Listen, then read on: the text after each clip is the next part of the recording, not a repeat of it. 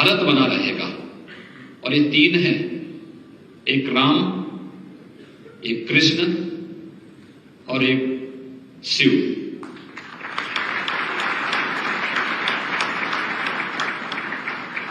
भगवान श्री कृष्ण के बारे में अगर आप देखेंगे तो पूरब से पश्चिम तक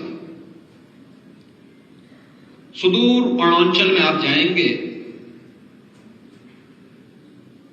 तो अरुणाचल में आज भी रुक्मिणी की कथा लोगों के मन में उसी प्रकार से रसी बसी है जैसे हम इस ब्रजभूमि में आते हैं तो राधे रानी की जय कहने से अपने आप को वंचित नहीं कर पाते।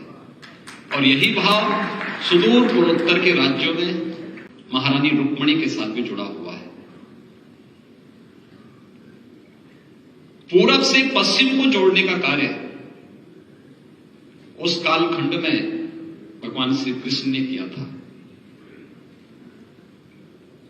और राजकुमारी रुक्मिणी को वहां से लेकर के और उनके शादी विवाह का बंधन का कार्यक्रम द्वारिका के पास हुआ था, सुदूर समुद्र के तट पर। पूरब से पश्चिम से जोड़ने का कार्य और राम ने त्रेता युग में आज से उससे भी बहुत पूर्व उत्तर से दक्षिण तक जोड़ने का कार्य किया था। उत्तर से दक्षिण तक की जो सीमाएं भगवान राम ने हजारों वर्ष तय की थी, भारत की वही सांस्कृतिक सीमा आज राजनीतिक सीमा के रूप में भी।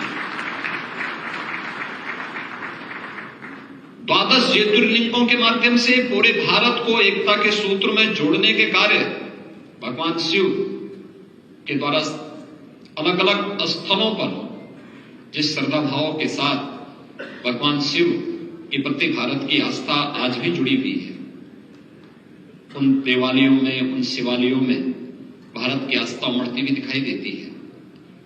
और इन्हीं सब बातों को लेकर के उन्होंने कहा था कि जब तक इन तीन के प्रति भारत की आस्था बनी रहेगी, दुनिया की कोई ताकत भारत का बाल बांका नहीं कर पाएगा। और आप सब सौभाग्यशाली हैं इस ब्रजभूमि के इस प्रतिष्ठित विश्वविद्यालय में अध्ययन और अध्यापन का सौभाग्य आप सबको प्राप्त हुआ है। और इस प्रक्रिया के साथ जुड़ते हुए आज यहाँ पर स्नातक, प्रास्नातक और डॉक्टरेट की अपनी डिग्री प्राप्त करने वाले सभी छात्र छात्राओं को यहाँ पर आज कुलाधिपति के दीक्षाोपदेश के माध्यम से ये उपाधियां आज उन्हें अवार्ड की गई है। आप सबको मेरी बधाई, आप सबके मंगलमय भविष्य की मैं कामना करता हूं।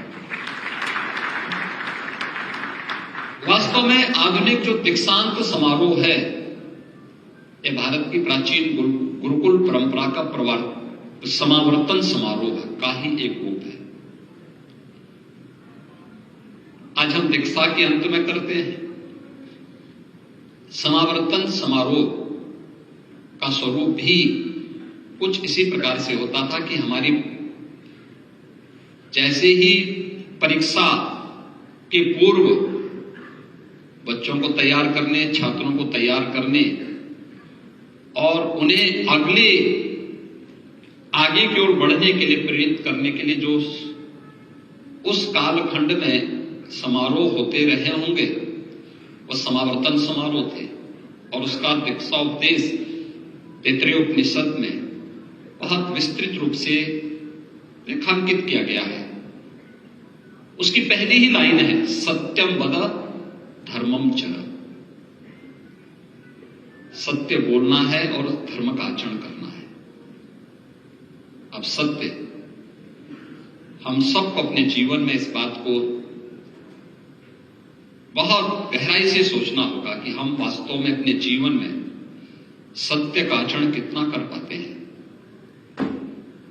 व्यक्ति का कोई भी वाक्य तब प्रभावशाली बनता है जब उसके आचार और विचार में समन्वय होता है।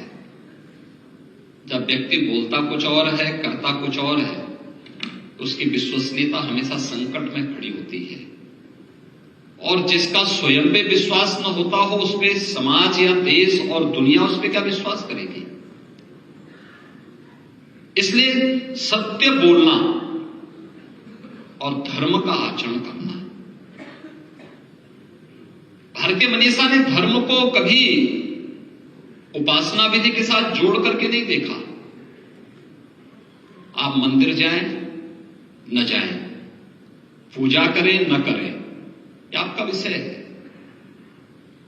आप पूजा खड़े होकर के करते हैं, बैठ करके करते हैं, लेट करके करते हैं, यह आपका विषय है। इसके लिए कभी भारतीय मनीषा ने कभी किसी को बाध्य नहीं किया, आस्था पर किसी को थोपने का प्रयास नहीं किया।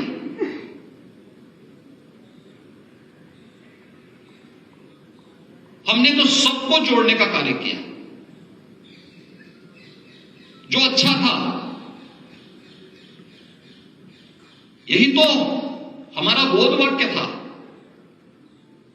शिक्षण केंद्रों का। आनो भद्रा कर्तवो यंतु विश्वत। ज्ञान के लिए सभी दिशाओं को खुला रखो, जहां से भी प्राप्त हो सकता है। हमने कभी नहीं कहा कि हमारे अमुक ग्रंथ में ही दुनिया का सारा ज्ञान है। जैसे एक विदेशी आक्रांता ने जब नालंदा विश्वविद्यालय के सबसे बड़े पुस्तकालय में आग लगाई थी, तो उसको समझाने का प्रयास हुआ कि सब क्या कर रहे हैं, ये भारत की ज्ञान की धरोहर को आप नष्ट करने का पाप कर रहे हैं। तो उन्होंने कहा कि कैसा ज्ञान, क्या इसमें जो कुछ भी है, क्या ये कुरान शरीफ से ज्यादा है? वो तो पहले से उसमें समाहित है, और जो उससे इतर है उसकी हमें आवश्यकता भी नहीं। महीनों तक वो पुस्तकालय चलता रहा। उस विकृत मानसिकता को जिसने दुनिया को कभी स्वीकार नहीं किया, उन्हें अगर कोई आज इस बात को मानता, देवदूत